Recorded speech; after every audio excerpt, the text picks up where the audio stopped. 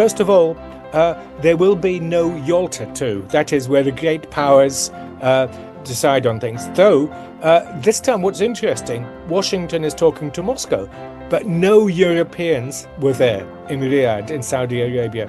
So that's the first thing. So, why people are complaining about what should happen between the great powers is astonishing for me. Second, you're absolutely right. Many people say that this is all about pulling Russia away from its alignment with China.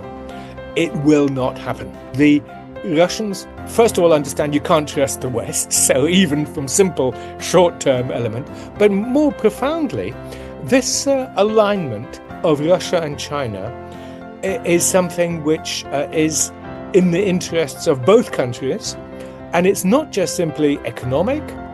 It's also the fact, for example, they share a huge long border. So the last thing they want to militarize a huge border.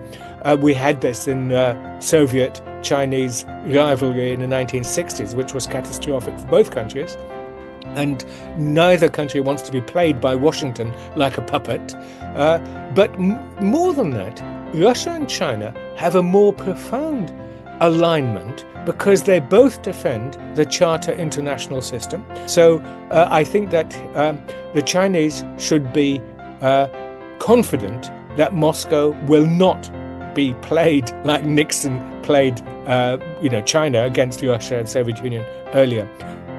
But I will tell you, there are concerns that China may, there's always, in a relationship, there's always a question of trust.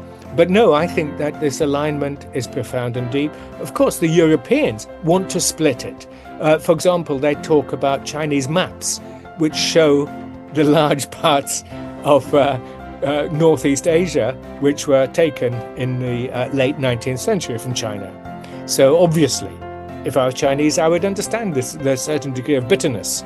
But I think the modern Chinese leadership and all Chinese leadership understand that history is perhaps unjust, unfair, but you have to move on, and you cannot simply constantly scratch at a wound, because then that wound becomes infected, and then even everybody suffers as a result.